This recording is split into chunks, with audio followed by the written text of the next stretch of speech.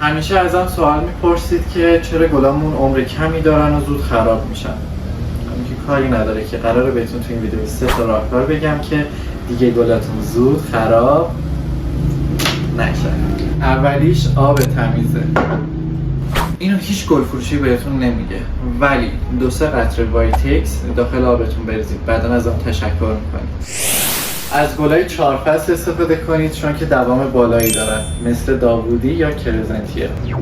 برگای گلتون رو همیشه تمیز کنید. برای چی؟ چون که این برگا یه سری باکتریا دارن، وقتی که داخل آب قرار میگیرن این باکتریا داخل آب نفوذ میکنن و آب رو به مرور کثیف‌تر میکنن.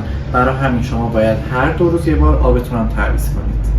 بر اساس قد گلدونتون شاخه گلتون رو اریب برش بدید، به خاطر اینکه آب بهتر نفوذ میکنه داخل گل.